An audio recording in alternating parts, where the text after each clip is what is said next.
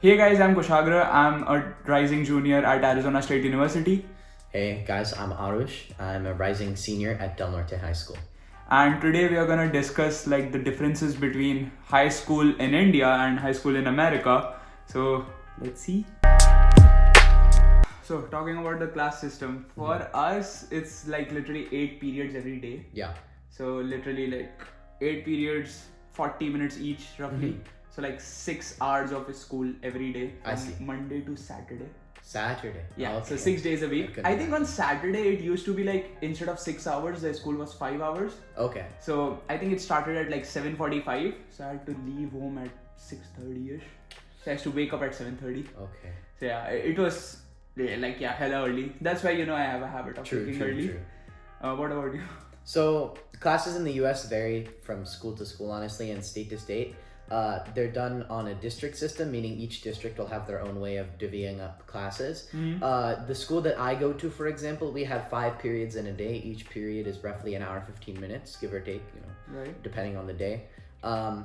And the main difference between here and India, in India, obviously you stay in one classroom, you have your homeroom class, and teachers will obviously come to you, like between every period, your math teacher, science teacher, blah, blah, blah.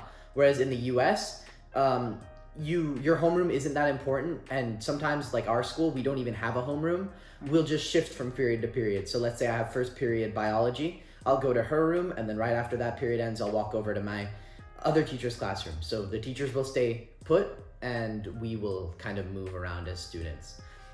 Generally we'll have lunchtime built in the day as well. That'll be like a separate period.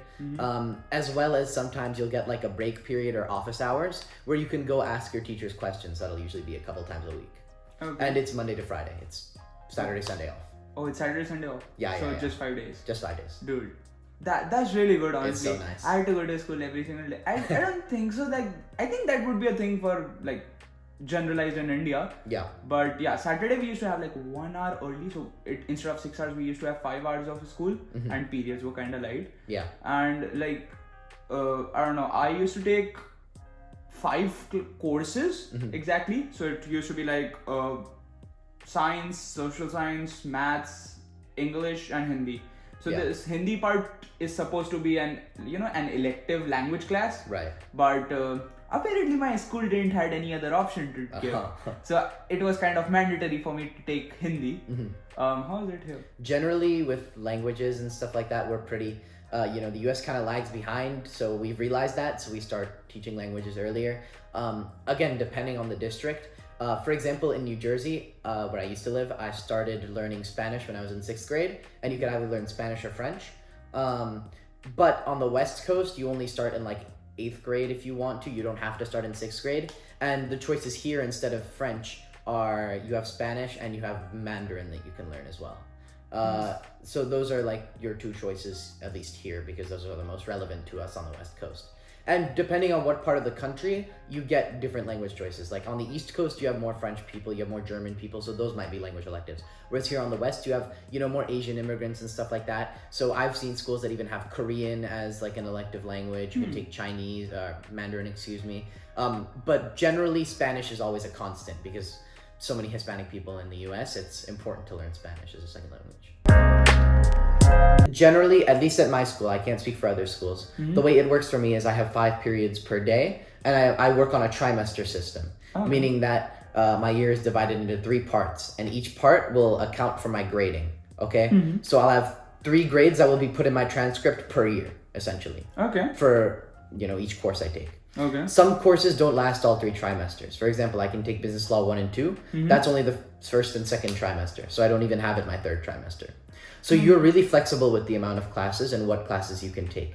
Generally, you're recommended to take at least 4 per trimester, and you can have a 5th as what's called an off-roll, meaning you can get off campus early. Usually people use that if they have like sports or stuff. For example, I'm on varsity tennis, and that's in the 3rd trimester, which is toward the end of the year. So I'll take an off-roll that so that I don't miss class to go to games and stuff. Because usually you have to leave school early to attend games.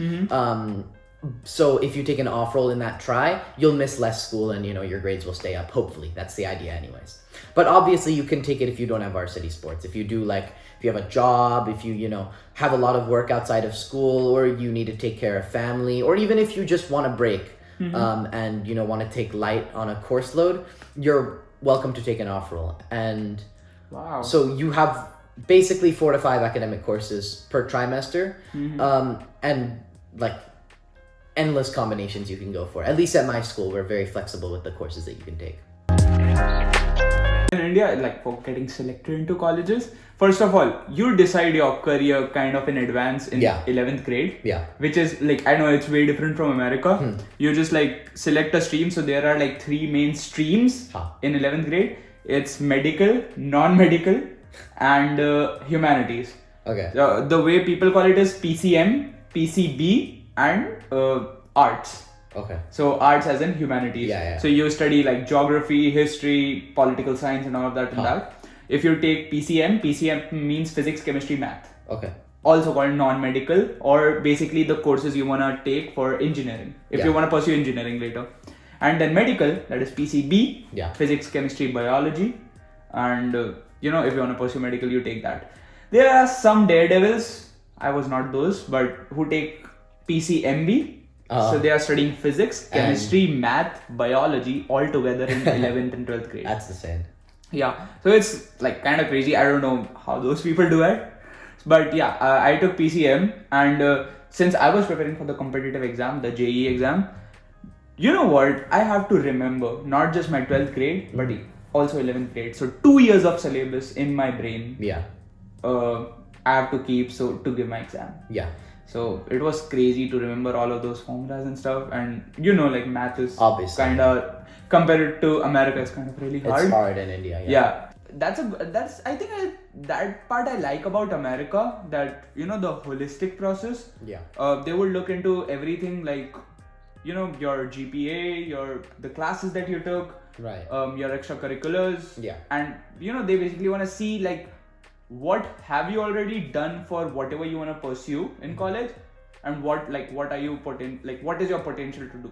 Yeah. That's what they're gonna judge. Yeah. In India, it's they just see your rank, they just see the number, the score that you got in that exam, and they'll decide it. And the worst part, this part, I would never ever agree to that. I don't know if that's kind of controversial, but yeah. The thing is, we give an exam, the JEE exam. It is physics, chemistry, and math. And based on the marks, we get a rank obviously in the exam. Yeah. And it's not just that you get a college admission based on the rank, but also the major. I see. So it's let's say I have rank 1 to 50, all India rank, 1 to 50. I can get a computer science major in the best IIT in India, that is IIT Bombay.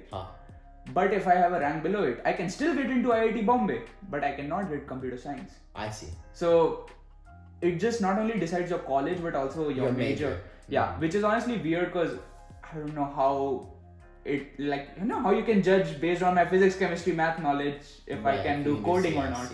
Yeah. So that's the weirdest part I have. So some schools in the US do that, where they'll have specific programs that are very good compared to the rest of the school, or even just the school in general has insane programs, so they're insanely hard to get into. I'll give you the example of UPenn, University of Pennsylvania. They have the best undergraduate business school in the country, UPenn Wharton. So if I was to apply there for business, obviously it's UPenn, it's hard to get into anyways, but if I'm applying UPenn Wharton, I'm basically dead meat, right? Regardless of what I do.